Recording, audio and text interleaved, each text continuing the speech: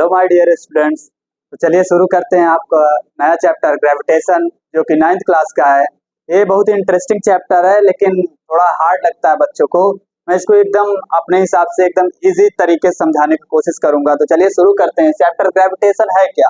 देखिए, बात है क्या कि जब भाई अगर हम कोई चीज भी ऊपर फेंकते हैं तो वो कुछ हाइट तक जाती है। अगर हम इस चीज को मार्कर को फेंकें या फिर आप एक बॉल को फेंकिए तो कुछ हाइट तक जाएगी और फिर वो क्या नीचे आना शुरू हो जाएगी। तो आखिर ये क्यों होता है, ये क्या होता है? तो जैसे आइजैक न्यूटन थे, हमारे सर आइजैक न्यूटन थे। आप जानते हैं उनका कितना योगदान है फिजिक्स में। तो उन्होंने क्या देखा कि कोई भी ऑब्जेक्ट अगर एक सर्टेन हाइट तक जाती है तो फिर वो नीचे गिरना शुरू हो जाती है। आखिर ये क्यों होता है? तो उन्होंने क्या कहा कि अच्छा चलिए ठीक है, इसको यूनिवर्स के हिसाब से देखा। तो उन्होंने ऑब्जर्व किया क्या कि इस यूनिवर्स में कोई भी दो अगर बॉडी होंगी, इस यूनिवर्स में कोई भी दो अगर बॉडी होंगे, अगर उनका मास कुछ होगा, जैसे इसका मास m1 है, इसका मास m2 है, तो ये और कुछ दूरी पर होंगे तो ये आपस में या अट्रैक्ट करेंगे या रिपल करेंगे। ठीक है, किसने बताया था? सर आइजैक न्यूटन ने बताया था। ठीक है, तो चलिए इसको प्रूविंग के साथ हम करते हैं। तो देखिए, जैसे ऑब्जेक्ट है जिसका मास m1 है और दूसरा ऑब्जेक्ट है जिसका मास m2 है। ये इसी को कह देते हैं यूनिवर्सल लॉ ऑफ ग्रेविटेशन। ठीक है, क्या कह देते हैं? Universal law of gravitation. अगर आप इसको कर लें तो आपका 5 नंबर मार्क्स पक्के हैं। यूनिवर्सल लॉ ऑफ ग्रेविटेशन देखिए,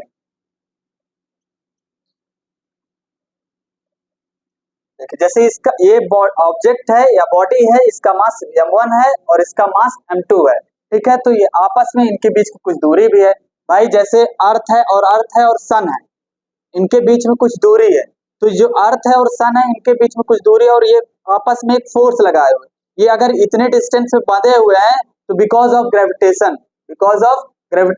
क्यों? अभी देखते हैं इसको। तो जो बात करें क्या कि m1 और m2 है, तो जो फोर्स इनके बीच में क्या लगेगा? As we know that force लगेगा।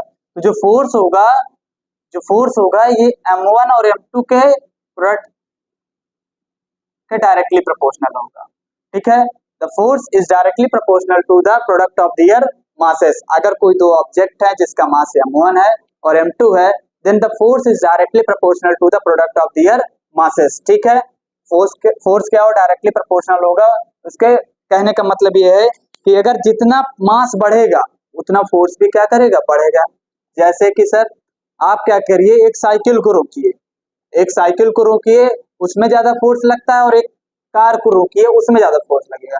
एज नॉर्मली बात है भाई, कार को रोकेंगे तो ज्यादा फोर्स लगेगा और साइकिल को रोकेंगे तो कम फोर्स लगेगा। तो इसका कहने का मतलब अगर एक क्वांटिटी बढ़ाएंगे दूसरी क्वांटिटी बढ़ेगी, तो ये रिलेशन क्या कहला देता है? डायरेक्टली प्रोपोर्शनल कहला देता है। ठीक है, तो जो फोर्स होगा वो डायरेक्टली प्रोपोर्शनल होगा किसके? प्रोडक्ट के मासेस के। ठीक है, तो the force is directly proportional to the product of their masses. This is equation first. ठीक है, नेक्स्ट, जो इनके बीच में कुछ डिस्टेंस होगी, तो ये r या d हम कुछ भी ले सकते हैं। आपके एनसीईआरटी में d है, तो चलिए हम d ही ले लेते हैं। तो जो फोर्स होगा इसके इनवर्सली प्रोपोर्शनल होगा डिस्टेंस की स्क्वायर के। नहीं समझ में आया सर, ये कैसे आया? ठीक है, कहने का मतलब ये है कि जैसे फोर्स आप जितनी दूरी पर हो, ठीक है, कहने का मतलब जैसे अगर मैग्नेट इतनी दूरी पर रखा है और इतनी दूरी पर रखा है, तो बताइए कौन, और दूसरा मैग्नेट है इतनी दूरी पर रखा और इतनी दूरी पर रखा, तो आप बताइए कौन सा जल्दी अट्रैक्ट करे? सिंपल सी बात है, जिसकी दूरी कम होगी फोर्स उसमें क्या लगेगा?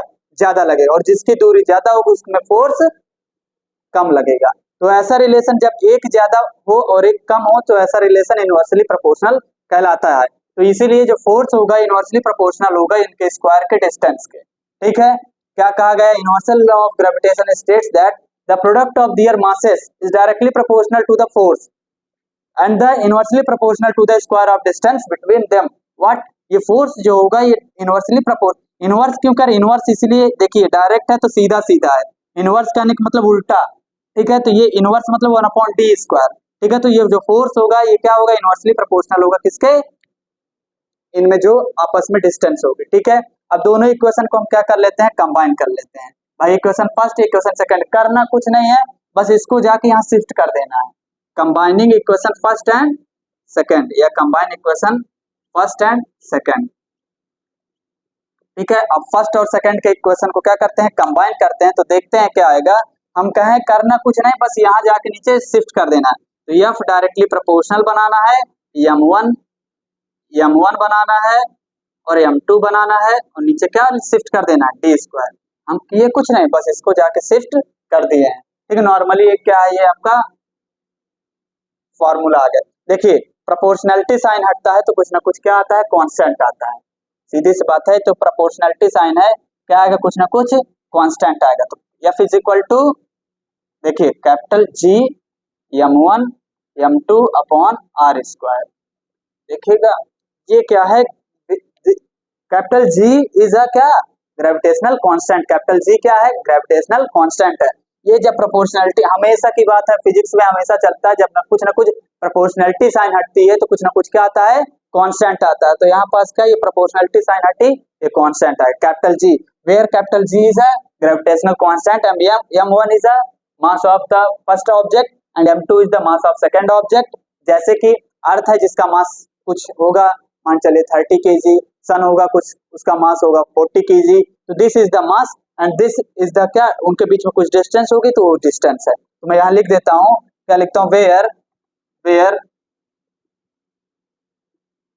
Where capital G is equal to gravitational constant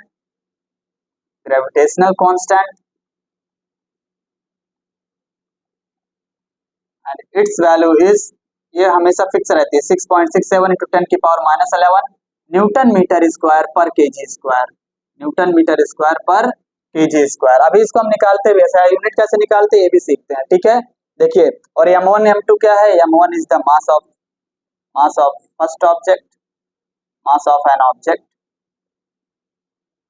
numerical इसके बेस पे आते हैं, हमेशा याद रखिएगा, mass of first object, mass of second object. ठीक है, और यहाँ r क्या है, r इज डिस्टेंस, r क्या है, डिस्टेंस है। देखिए मैंने यहाँ d की जगह r लिख दिया, कोई दिक्कत नहीं इसमें, आप भी क्या लिख सकते हैं, d लिख सकते हैं। ठीक है, इतना अंडरस्टूड होता है भाई, क्यों, क्योंकि कोई कोई बुक में r दिया है और किसी किसी बुक में क्या दिया है, d दिया हुआ है। ठीक है, तो यहाँ पास सारी चीजें हो गई। अब हम क्या निकालना सीखेंगे, SI यूनिट निकालना सीखेंगे। ठीक है, तो चलिए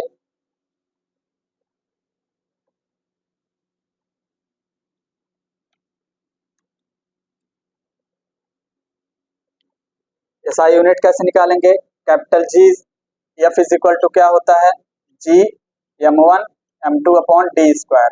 ठीक है, हमने जी को हमको इधर ही रखना है, डी को इधर भेज दें तो F into D square, F into D square, नीचे क्या आ जाएगा, m1 into m2 upon capital G. ये बस इसको क्रॉस मल्टीप्लाई बचपन में सिखाया जाता है, इसको यहाँ भेज दिए हैं, इसको और इसको यहाँ भेज दिए हैं। ठीक है, तो एफ इंटू डी स्क्वायर हो गया अपॉन m1 इंटू m2 हो गया। देखिए फोर्स की SI यूनिट क्या होती है, न्यूटन होती है। ठीक है, और डिस्टेंस की आप जानते हैं मीटर स्क्वायर होगी। ठीक है, नेक्स्ट मास की कितनी होगी, केजी होगी, दूसरे भी मास की क्या होगी, केजी होगी। ठीक है, तो क्या आ गया, न्यूटन मीटर स्क्वायर, इसका मतलब पर केजी स्क्वायर। ठीक है, तो आपको ये आना चाहिए। और कैपिटल जी की वैल्यू कितनी होती है, 6.67 इंटू 10 की power minus 11 newton metre square पर केजी स्क्वायर। इसको आपको याद नहीं करना है, अगर याद भी कर लीजिए कोई दिक्कत नहीं, क्यों, क्योंकि एग्जाम में अगर आप न्यूमेरिकल आएंगे तो वैल्यू दी रहेगी। ठीक है, जिसकी वैल्यू कांस्टेंट रहती है उनकी वैल्यू गिवन रहती है आपके एग्जाम में। तो आपको क्या याद करना है, यूनिवर्सल लॉ ऑफ ग्रेविटेशन। मैं फिर से एक बार रिकैप करवा देता हूँ, ये क्या होता है। तो ये कुछ नहीं होता, दो ऑब्जेक्ट हैं तो दो ऑब्जेक्ट के बीच में फोर्स लगता है। ठीक है, तो जो फोर्स होगा उनके प्रोडक्ट के डायरेक्टली प्रोपोर्शनल होगा। The force is directly proportional to the product of their masses and the force is inversely proportional to the square of distance between them. जो भी उनके बीच में डिस्टेंस होगा उनके बीच में क्या होगा, वो इनवर्सली प्रोपोर्शनल होगा। ये क्या हो गया, आपका यूनिवर्सल लॉ ऑफ ग्रेविटेशन खत्म हो गया। और इसको आपको एकदम रट लेना है और क्या करना है, एग्जाम में अच्छे से लिख के आना है, क्योंकि एग्जाम में देखिएगा नॉर्मली ये पूछा ही पूछा जाएगा। 80% गारंटी है कि आपके एग्जाम में पूछा जाएगा, चाहे वो स्कूल का एग्जाम हो चाहे जहाँ का एग्जाम। ठीक है, दैट्स ऑल।